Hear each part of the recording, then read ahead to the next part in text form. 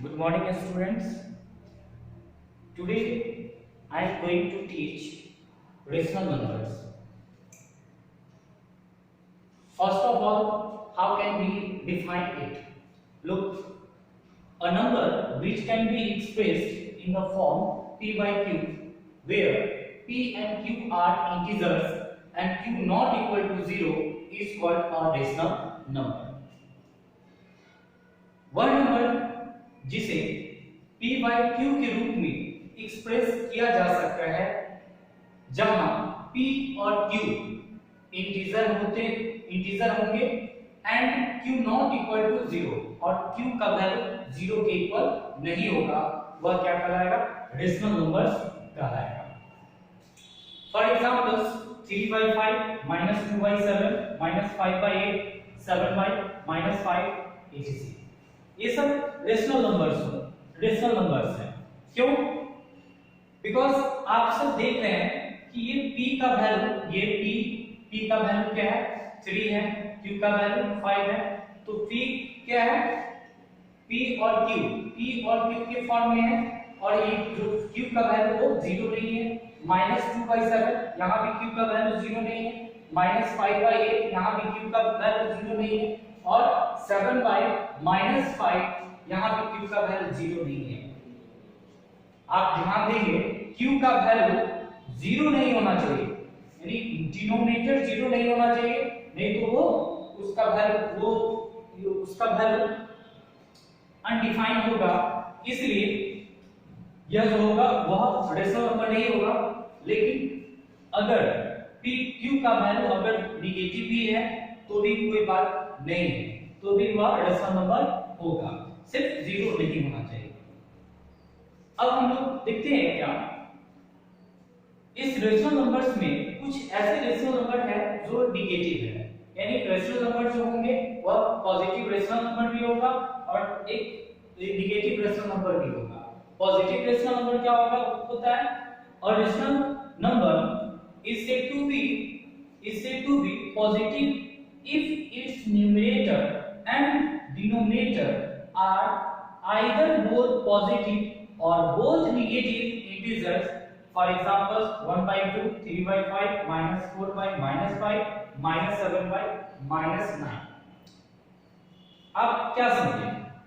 यानी वह नंबर जिसे पॉजिटिव कहा जा सकता है यदि उसका न्यूमरेटर और डिनोमिनेटर या तो दोनों पॉजिटिव होना चाहिए और या दोनों नेगेटिव होना चाहिए, दोनों नेगेटिव इंटीजर होना चाहिए, तब वो क्या कहलाएगा?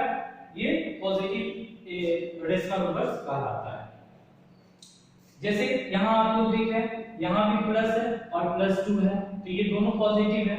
यहाँ भी दोनों प्लस है, तो दोनों पॉजिटिव है. लेकिन यहाँ दोनों माइनस है, इसलिए यह माइनस कैंसिल हो जाएगा और यह क्या हो जाएगा? पॉजिटिव में कन्वर्ट हो जाएगा. ये भी माइनस कैंसिल हो करके ये भी पॉजिटिव में कन्वर्ट हो जाएगा. इसलिए नेगेटिव ब्रांच दोनों ऊपर और नीचे, न्यूमरेटर और डिनोमिनेटर, या तो दोनों पॉजिटिव होगा और नहीं तो दोनों नेगेटिव होगा. उस कंडीशन में जो होगा वह जो रेशनल नंबर क्या कहलाएगा? पॉजिटिव रेशनल नंबर कहलाएगा. Next, negative rational number. A rational number is said to be negative if its numerator and denominator are such that one of them is positive integer and another one is negative integer. For example, -2 by 5, 3 by -4, -11 by 50, -17 by 16 etc. ये सब negative integers कहलाएगा. क्यों? क्योंकि definition से क्या कह रहा है? डिफिनेशन क्या कह रहा है?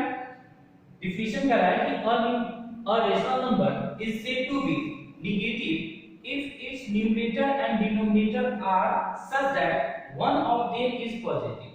यानी न्यूमरेटर या डिनोमिनेटर में से कोई भी एक पॉजिटिव होना चाहिए एंड अनदर, और दूसरा वाला जो होगा वह क्या कहलाएगा? वह क्या होना चाहिए? नेगेटिव होना चाहिए. तब वह क्या कहलाएगा? ये नेगेटिव रेशनल नंबर कहलाएगा. अब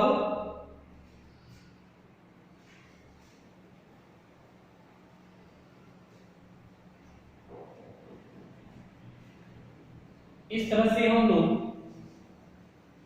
डिफिनेशन इसका याद कर लेंगे और डिफिनेशन याद करने के बाद देखिए और भी है इक्विवेलेंट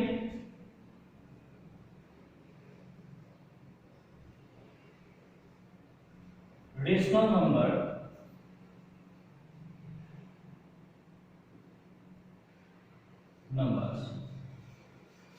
इक्विवेलेंट रेशनल नंबर्स क्या होता है, ध्यान देंगे।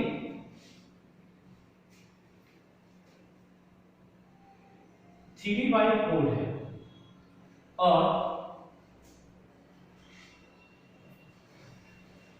ये 3/4 है, इसका इक्विवेलेंट रेशनल नंबर हमें निकालना है। तो हम क्या करते हैं, 3/4 को हम लोग 3/4 को इस यहाँ न्यूमरेटर क्या है, ये न्यूमरेटर है और ये डिनोमिनेटर है। तो 3/4 को हम लोग क्या करते हैं, न्यूमरेटर और डिनोमिनेटर दोनों को किसी सेम इंटीजर से ऊपर नीचे न्यूमरेटर को और डिनोमिनेटर को दोनों को मल्टीप्लाई कर देते हैं। अगर यहाँ पे 1 देते हैं तो फिर वही यही रेशनल नंबर आएगा। इसीलिए हम लोग यहाँ पर क्या करते हैं, 1 के अलावा 1 और 0 को छोड़ के 0 को से अगर मल्टीप्लाई करते हैं तो ये पूरा वैल्यू 0 हो जाता है। अगर 1 से मल्टीप्लाई करते हैं तो 3/4 फिर से यही हमें प्राप्त होता है, फिर से हमको यही मिल जाएगा। इसलिए हम लोग क्या करते हैं,